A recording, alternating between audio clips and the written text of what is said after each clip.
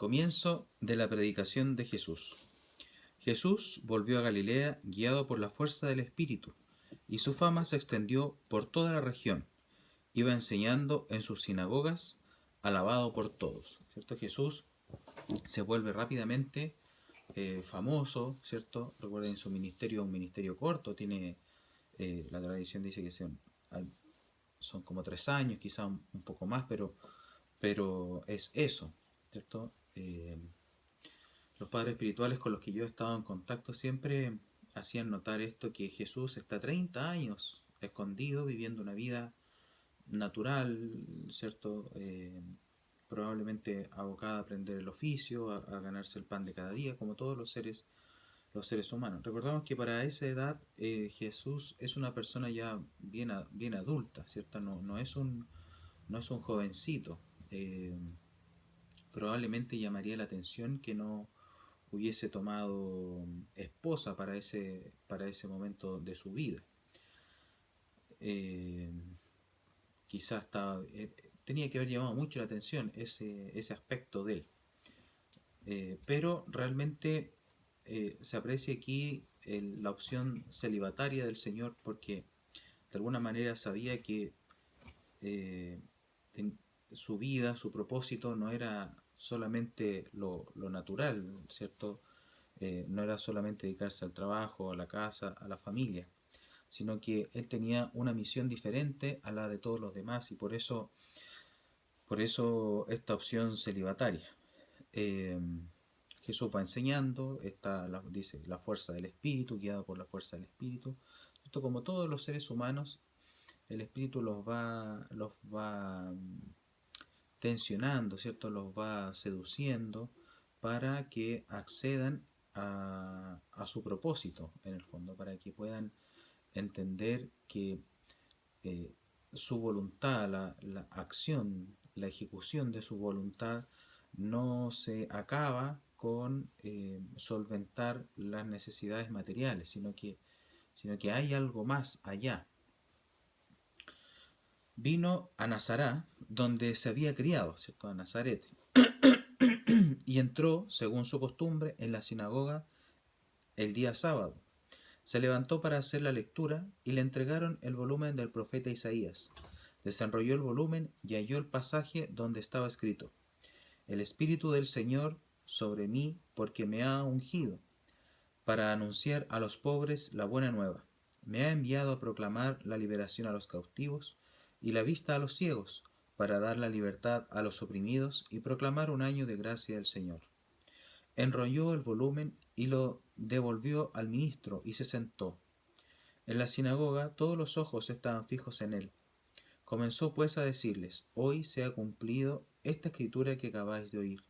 Todos hacían comentarios sobre él y se extrañaban de la elocuencia y seguridad con la que hablaba. Una persona, imaginemos una persona atractiva, ¿cierto? Demasiado magnética, demasiado atrayente. Siempre en varias partes va a decir, y con le creemos por la autoridad, ¿cierto? Por la autoridad con la que enseña. Es interesante que el evangelista destaque este aspecto, que Jesús se sentó a enseñar, ¿cierto? Por lo general, el que enseña, el que predica algo, no se sienta, está de pie para que la voz, ¿cierto?, se proyecte mucho mejor. Entonces, esta acción de Jesús de sentarse a enseñar habla de que el esfuerzo del predicante no está tanto en lo que va a decir, sino en su persona. En su persona. Es interesante que Jesús proclama, dice esto, ¿cierto? El Espíritu del Señor sobre mí, porque me ha ungido. Esto es como una especie de autoproclamación de Jesús, para anunciar a los pobres la buena nueva. Me ha enviado a proclamar la liberación a los cautivos y la vista a los ciegos, para dar la libertad a los oprimidos y proclamar un año de gracia del Señor. Esto en los videos anteriores habíamos hablado de este momento en el que Jesús va a comenzar su ministerio, ¿cierto? Hablábamos de esto por San Juan Bautista, ¿cierto? Este es el momento en el que Dios se muestra. Ya en este momento ha dejado de ser un Dios escondido, ¿cierto? Ya no es la voz que hablaba a Abraham, tampoco es, ¿cierto?, este fuego abrasador que preside las noches de Israel. No es, ¿cierto?, este portento gigantesco al cual hay que esconderse, ¿cierto? No, es que Dios ha allanado todo, ha facilitado todo para el encuentro ya ahora definitivo entre Dios y los hombres. La gente se preguntaba, ¿pero no es este el hijo de José? Él le respondió, seguramente me vais a aplicar el refrán que dice, médico, cúrate a ti mismo. Todo lo que hemos oído que ha sucedido en Cafarnaún, hazlo también aquí en tu patria. Y añadió, os aseguro que ningún profeta es bien recibido en su patria. Entonces el evangelista también salta rápido a la fama del Señor, no lo muestra tan progresivamente como en otro evangelio, ¿cierto? Vemos también que se le increpa, ¿cierto? Se le admira y se le increpa, ¿cierto? Es una figura que para los suyos propiamente tal es un símbolo de contradicción, no sé si de contradicción, pero es un símbolo de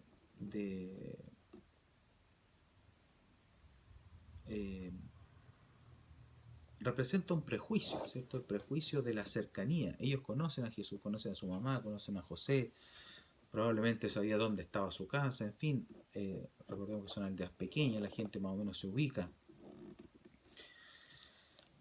Y que era, digamos, un joven, ¿cierto? Quizás excepcional, ¿cierto? Desde pequeño, ¿cierto? El evangelista muestra ahí que hay una excepción importante de parte de Jesús, ¿cierto? Todos lo admiran, pero al mismo tiempo nos encontramos con lo que siempre nos encontramos, también cada ser humano, ¿cierto? Cuando un ser humano de nuestro grupo comienza a progresar, ¿cierto? Comienza a, a ser un mejor hombre, ¿cierto? A conquistar otras habilidades que el resto no tiene, ¿cierto? Como que es, por supuesto que se separa se separa de ese grupo, y el grupo por lo general lo aminora, lo ataca, lo disuade de ese propósito. ¿Por qué hace esto el grupo? Bueno, porque el que cree, el que va avanzando en el progreso, en el camino, enfrenta a los demás, los enfrenta a su propia mediocridad. Entonces, es normal que el grupo, ¿cierto?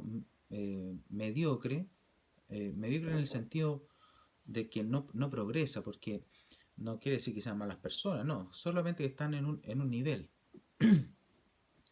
Y como ven a este otro que progresa, que avanza, entonces los enfrenta, porque tienen más o menos el mismo origen, ¿cierto? Tienen más o menos las mismas condiciones.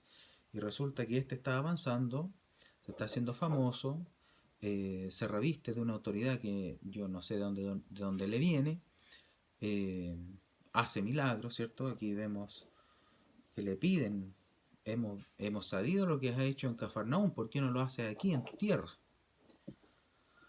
Os digo de verdad que en vida de Elías, cuando se cerró el cielo por 3 años y 6 meses y hubo gran hambre en todo el país, había muchas viudas en Israel, pero a ninguna de ellas fue enviado Elías, sino a una mujer viuda de Sarepta de Sidón. Y muchos leprosos había en Israel en tiempos del profeta Eliseo, y ninguno de ellos fue purificado, sino Naamán el sirio. Al oír esto, todos los de la sinagoga montaron en cólera, y levantándose lo sacaron fuera del pueblo, y lo llevaron a una altura escarpada del monte, sobre el que se eleva el pueblo, con ánimo de despeñarlo. Pero él, pasando por medio de ellos, se marchó. Es un relato, por así decirlo, contradictorio, porque por un lado, ¿cierto? O más que contradictorio, ¿cierto? A primera vista parece ser contradictorio, porque por un lado los familiares, ¿cierto? la gente que conoce a Jesús, sus allegados, su comunidad propiamente tal, eh, lo quiere que se muestre en su tierra, ¿cierto? Eh, y al mismo tiempo, cuando predica, cuando lo hace, en el fondo, incita a la cólera de la multitud. Entonces, en el fondo, lo que está ocurriendo, ¿cierto? Lo que va a decir, lo que dijo antes el Señor, ningún profeta lo es en su tierra, ¿cierto? Eh, de hecho, en otra parte va a decir, eh, no hizo milagros allí por su falta de fe, ¿cierto? Porque al verlo, ellos tenían que dar un salto de fe un poco más grande, ¿cierto? Porque quien no conoce a Jesús y lo encuentra haciendo milagros y predicando con una autoridad, eh, se maravilla por lo que dice, por lo que es, y no tanto de su origen. En cambio, como ellos conocen su origen y su origen les es muy familiar, entonces no es aceptable para ellos que Jesús tenga esta sabiduría y esta seguridad al enseñar. Probablemente también el Señor en este momento como que se regula un poco, regula su falta de, como que tantea el terreno en el fondo. Recordemos que Jesús, al ser verdadero hombre, va progresando en el propósito de su vida y va dándose cuenta eh, del momento en el que tiene que, como por así decirlo, el momento en el que tiene que ocurrir su sacrificio, ¿cierto? Aquí el Señor podría haber increpado a la multitud y haberla enardecido mucho más y la multitud haber respondido, ¿cierto? Con mayor fuerza y esta cría había llegado a la historia de nuestro Señor, ¿cierto? Que dice, con intención de despeñarlo, lo querían tirar por el barranco en el fondo. ¿Por qué se adjudicaron esta acción? Bueno, porque de alguna manera sentía que en Jesús en este momento ya estaba, ¿cierto?, como blasfemando, ¿cierto? Era un blasfemo, ¿cierto? Primero decir que esta parte de la Escritura hoy, ¿cierto?, en el fondo está diciendo, hoy conmigo esto se cumple, y después señalar nuevamente la Sagrada Escritura para dar cuenta que ellos son los elegidos, ¿cierto? Así como eh, Elías de alguna manera, ¿cierto?, elige a esta viuda, eh, y lo mismo Eliseo a Naamán, ¿cierto? Así también Dios elige a esta miserable población de Nazaret, ¿cierto? Este villorrio insignificante, eh, para hacer sus portentos, para dar, es la casa, ¿cierto? La casa, imaginemos la casa del Salvador, del Redentor, y no es valorado. O sea, en este sentido, a Jesús le va peor que a Elías y a Naamán, o sea, y a Eliseo, porque ellos, estos dos personajes que ayudaron a estos otros personajes, a la viuda y al, y al leproso, le hicieron caso, ¿cierto? En cambio, estos que están enfrentados nuevamente a Dios mismo no son capaces de reaccionar. Bajó a Cafarnaúm, población de Galilea, y los sábados les enseñaba. La gente quedaba asombrada de su doctrina porque hablaba con autoridad. ¿Cierto? Siempre está esta sensación en la gente de que Jesús hablaba con autoridad. ¿Quién es el que habla con autoridad? Que no refiere tanto a otros, no remite a otros autores, no remite a otras interpretaciones, ¿cierto? Y también el que habla con autoridad habla muy definidamente, muy claramente, no es eufemístico, ¿cierto? También el que enseña con autoridad es eh, muy certero, muy definido y muy interpelante, ¿cierto? No deja indiferente a las personas.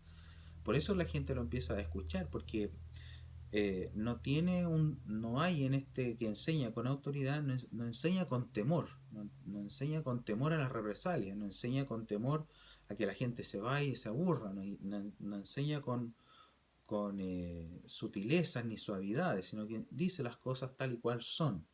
Y si alguno se siente incómodo, bueno, para eso justamente es la predicación, para que te sientas incómodo y puedas iniciar un proceso de conversión.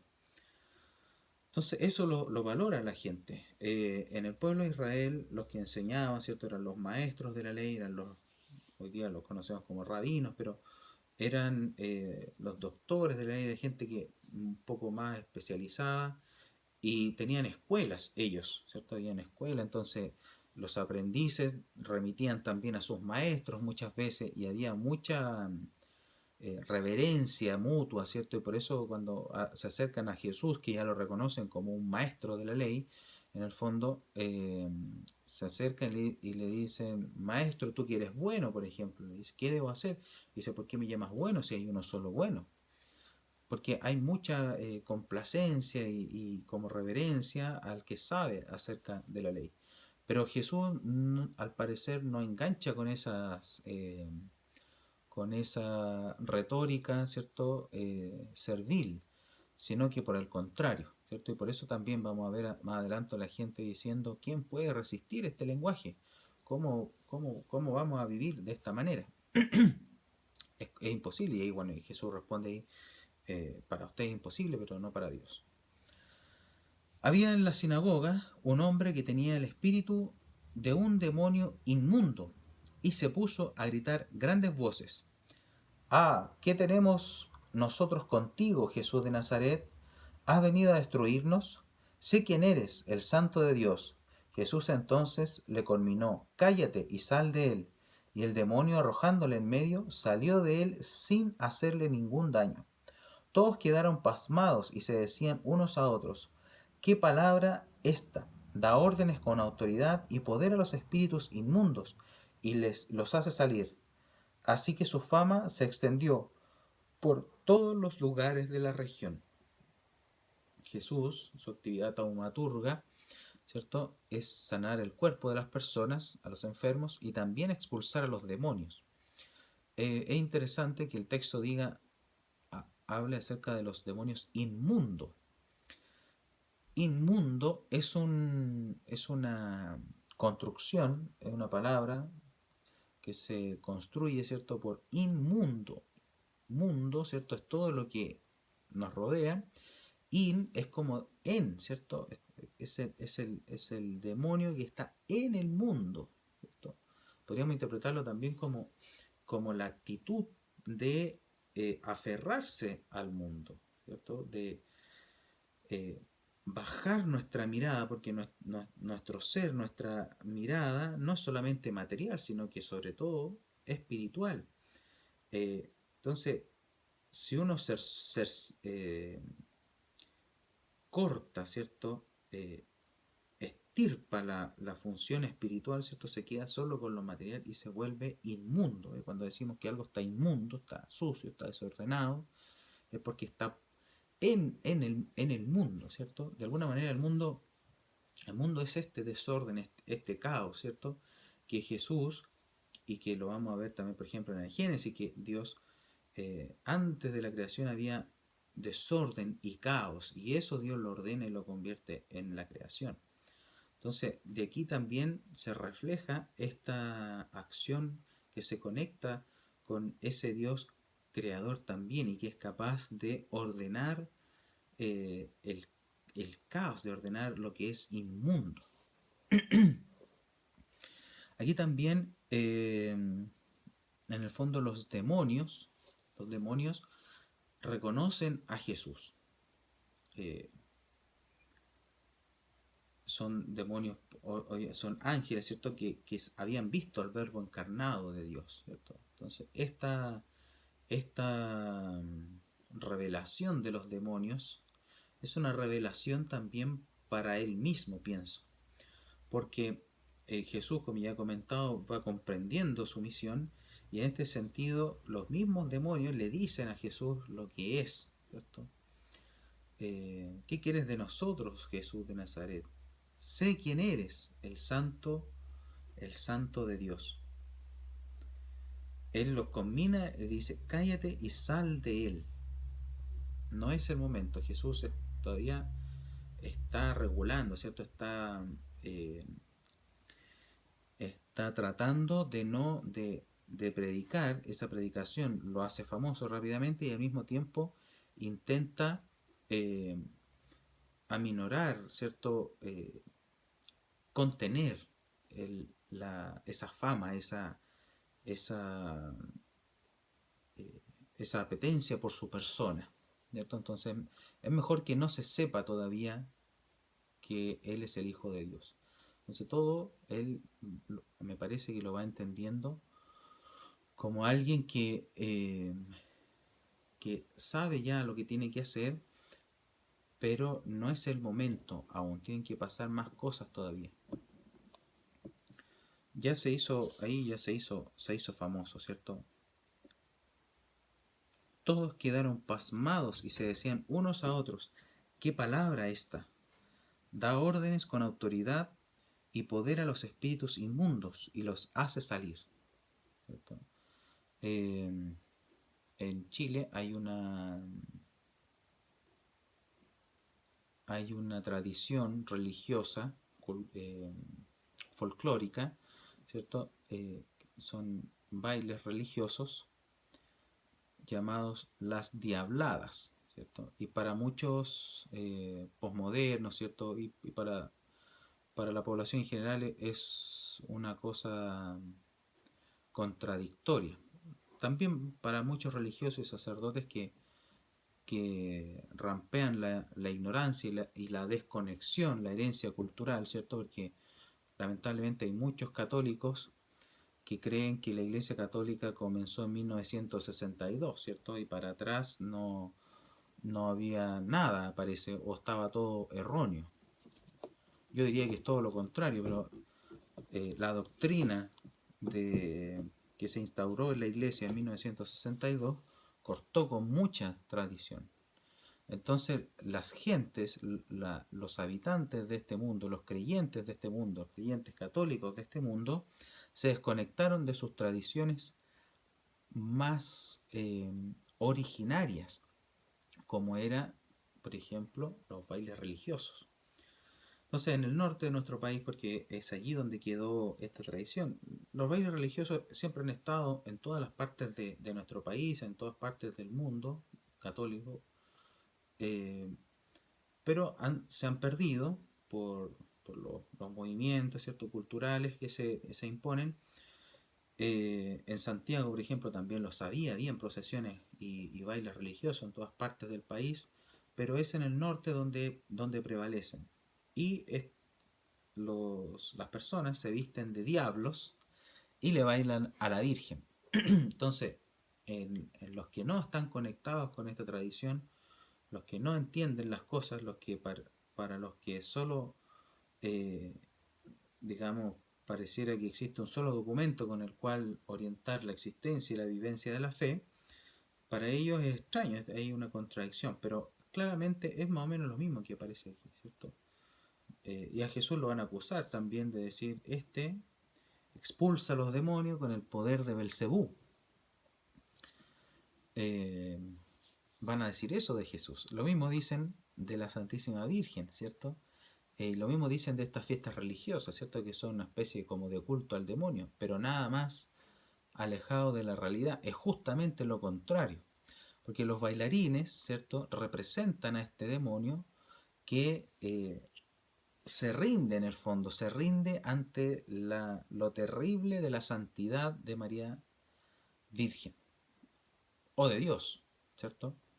No por muy contrarios que los demonios sean a Dios, ¿cierto?, a su doctrina, a su enseñanza, a su amor, por muy contrarios que ellos sean a todo eso, los reconocen como su creador, ¿cierto? Y se obligan, porque esa es la realidad angélica. Se conecta con esa acción. Ellos no dudan, por ejemplo. No dudan. Hacen dudar, pero ellos mismos no dudan. No. Sus decisiones son irrevocables. Entonces, Jesús, al escuchar a estos demonios que están aquí revelando revelando su verdad, que no debe ser escondida, ¿cierto? Un poco boicoteando el plan de Dios, les ordena que se callen, ellos se callan, ¿cierto?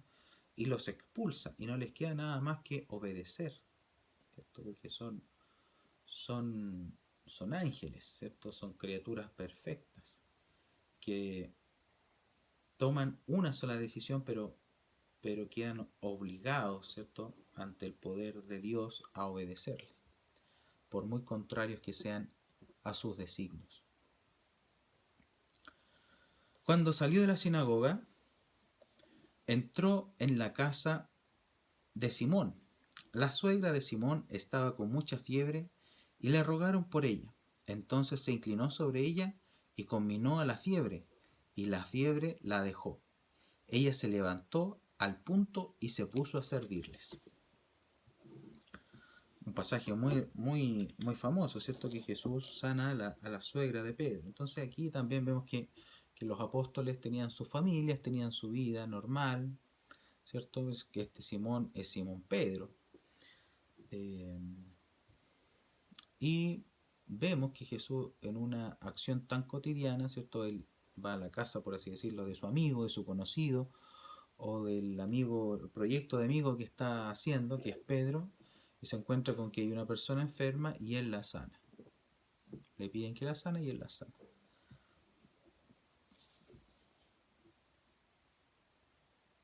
A la puesta del sol, todos cuantos tenían enfermos en diversas dolencias se los llevaban, y él, poniendo las manos sobre cada uno de ellos, los curaba. Salían también demonios de muchos, gritando y diciendo: Tú eres el Hijo de Dios. Pero él les conminaba y no les permitía hablar, porque sabían que él era el Cristo. Al hacerse de día, salió y se fue a un lugar solitario. Cuando la gente que lo andaba buscando llegó donde él, trataron de retenerle para que no les dejara. Pero él les dijo: También en otros pueblos tengo que anunciar la buena nueva del reino de Dios, porque a esto he sido enviado. E iba predicando por las sinagogas de Judea. Entonces está predicando Jesús a los judíos.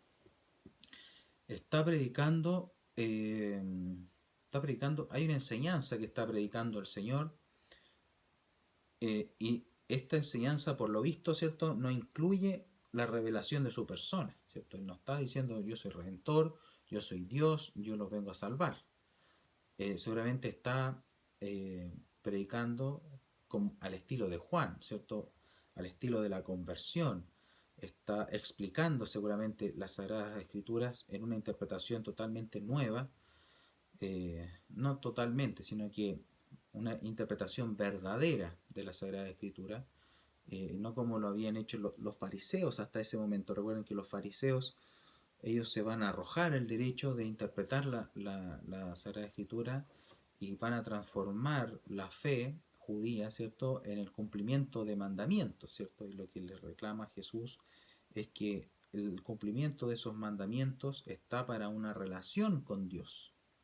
Y en la medida que no hay relación con Dios, esos mandamientos no tienen razón de ser, no tienen sustento, no valen la pena si no se pone en el ápice de estos mandamientos la relación con Dios, ¿cierto? Más todavía cuando él va a hablar de un Padre Dios.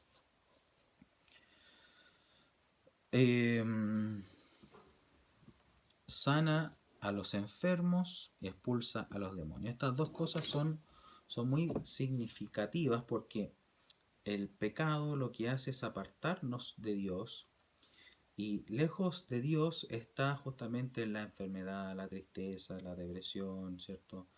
Entonces, en el fondo, Jesús, al sanar o al expulsar los demonios, lo que está haciendo es restablecer en el ser humano su plan original. Porque Dios no nos ha creado para el dolor y el sufrimiento, la mentira, el engaño. No nos ha creado para una vida reducida, limitada. Nos ha creado para llevar una vida plena, una vida en bienaventuranza, ¿cierto? Y esta bienaventuranza la perdimos con el pecado original, pero debemos aspirar a alcanzarla, a llegar a ella, ¿cierto? Con la ayuda de Dios, no con nuestra ayuda. Si nuestra ayuda ya está herida, no la vamos a alcanzar. Por eso Jesús tuvo que tuvo que encarnarse, morir y resucitar para arreglar eso. Pero esa existencia empequeñecida es la que Jesús restablece, ¿cierto? En el ideario, en el pensamiento del judío, recuerden que y siempre le están preguntando a Jesús, ¿quién pecó, él o sus padres? ¿Cierto? Porque el pecado también se podía heredar. Entonces hay como una especie como de obsesión en la mente del judío que dice, bueno, si hay algo malo que nos pasó, algo malo en lo que vivimos, es porque por el pecado mío o de mi familia, de mis progenitores. Entonces Jesús lo que hace es, al devolver la salud y al expulsar los demonios, restablece ese plan original del ser humano, ¿cierto? Que lo deja disponible para Dios. Pienso, lo conecto con el sacramento de la confesión, ¿cierto? El sacramento de la confesión lo que hace es justamente devolver nuestra dignidad de bautizados, ¿cierto? Y el bautizado ya está convertido, ¿cierto? Ya se ha bañado, ¿cierto? Pero hay que lavarle los pies porque se ensucia. Entonces la confesión es un poco esto, ¿cierto? Es un poco la conversión, o sea, la confesión y el sacramento de la unción también son un poco parecidos a esto que hace Jesús, ¿cierto? Sana y con ello devuelve el plan original de esa persona y a nosotros los bautizados, los que ya creemos en Cristo, que se supone que ya vivimos según sus mandamientos y enseñanzas, pero que por nuestra debilidad, ¿cierto? Que no estamos en el cielo todavía, no estamos en esa condición irrevocable de nuestra voluntad y de nuestro querer, ¿cierto? Para todas las cosas nosotros debemos esforzarnos constante y continuamente. La persona que se impone un propósito, no le basta con decidirlo y ya con eso lo puede ejecutar siempre. No, lo decide y lo tiene que decidir todos los días y hacer el ejercicio de comprometerse con ese propósito diariamente, ¿cierto? Eh, y todos nosotros experimentamos que nos caemos en ese propósito, ¿cierto? El propósito puede ser tan miserable como no sé, dejar la losa lavada, por ejemplo, no sé. Se come y se lava la losa. Entonces ya, vamos bien con el primer día, el segundo día, el tercer día, el cuarto día, ya me dio la flojera, no lo lavé.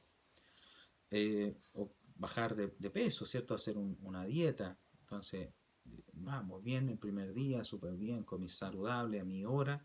Vamos el segundo día, bien, tercer día ya me ofrecieron un sándwich, me comí dos y ya caí. Porque eso no significa que ya se acabó no, significa que hay caídas y que debemos proseguir en esa convicción y a la larga, ¿cierto? Vamos a poder alcanzar el objetivo. Lo mismo pasa acá. Entonces, para el momento en el que nuestra condición temporal, natural, humana, ¿cierto? Herida también por el pecado, se cae, tengamos una herramienta que es el sacramento de la confesión para restablecer esa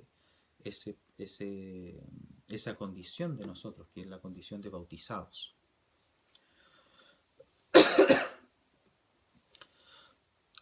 No se pierde la condición de bautizado con el pecado, pero es, es un retroceso, porque el bautismo está para nuestra conversión. Y enredarse o caer en la tentación, ¿cierto? En el pecado, lo que hace es retrocedernos a, a un estado previo a este bautismo, ¿cierto? A una actitud que nos aleja de Dios. Entonces la confesión lo que hace es eh, fortalecer esas gracias, ¿cierto? Reparar esas gracias que se dieron en el bautismo para justamente continuar con nuestro propósito de conversión y de creencia en Jesucristo.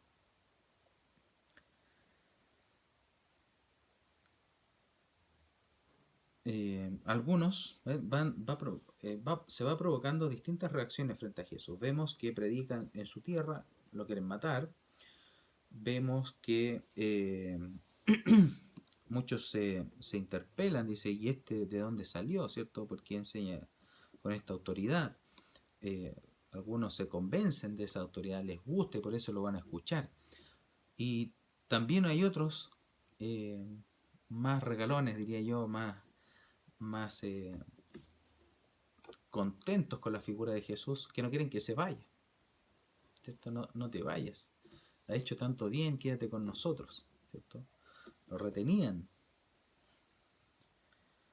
¿cierto? Cuando la gente que lo andaba buscando llegó donde él, trataron de retenerle para que no les dejara, ¿cierto? Esta actitud eh, de asegurado, ¿cierto? No, encontramos aquí la gallina de oro, no queremos que se nos vaya. También me hace recordar el momento en que Jesús, en el que María Magdalena agarra al Señor y el Señor le dice, no me toques que no he subido a mi Padre, ¿cierto? Es justamente como eso un poco. Eh, este deseo de nosotros al vernos, al vernos envueltos, al vernos protegidos, al vernos asistidos por Dios, nos dan ganas de guardar eso, de guardar, de que no se vaya, de que exista para después un poco más, ¿cierto? Que su misericordia no nos deje nunca, no nos abandone. Y la verdad que no nos abandona, pero tenemos esta necesidad de agarrar, de conservar, de almacenar en el fondo. Entonces, eso es lo que está detrás. Entonces, también hay una invitación así entre líneas que podríamos ver aquí, que es una invitación del evangelista a vivir como desprendidamente, en el fondo, desprendidamente. Eh, es muy interesante que estas cosas estén también en el Evangelio, ¿cierto? Que seamos capaces de,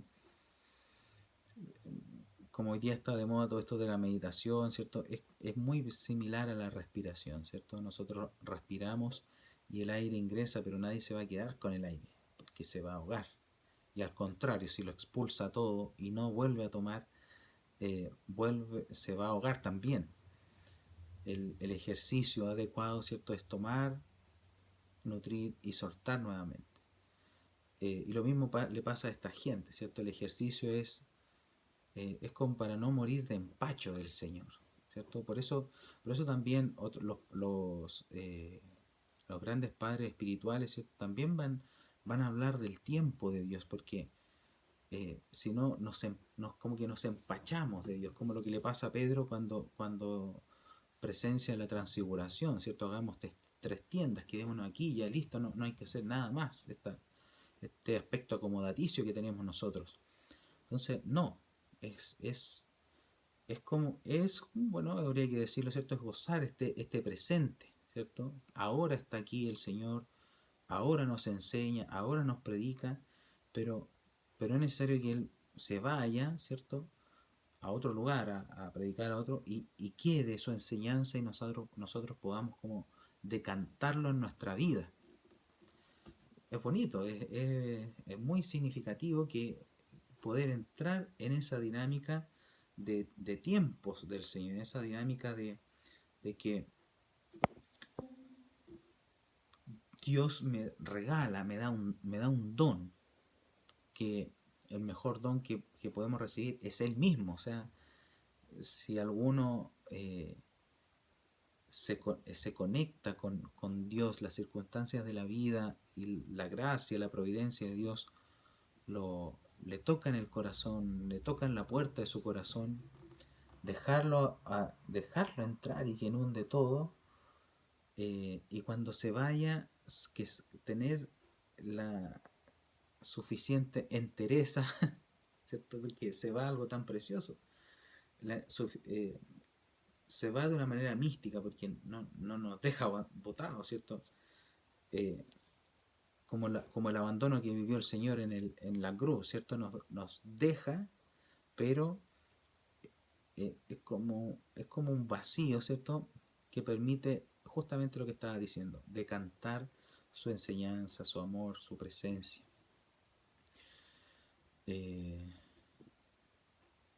No sabríamos no sabríamos echar de menos a una persona que está siempre con nosotros. No sabríamos cuán importante es para nosotros cuando, si es, o sea, no sabríamos lo importante que es para nosotros muchas veces esa persona cuando, si no nos deja un momento, ¿cierto?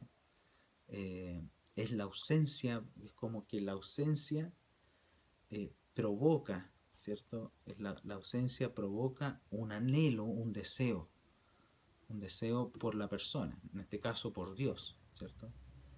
Eh, Seguramente Jesús aquí volvió a pasar por Cafarnaún. A lo mejor volvió a pasar por Cafarnaún. Y con cuánta alegría tiene que haber sido recibido nuevamente, ¿cierto? Si ya cuando pasó no querían dejarlo ir, imagínense cuando volvió a pasar por ahí.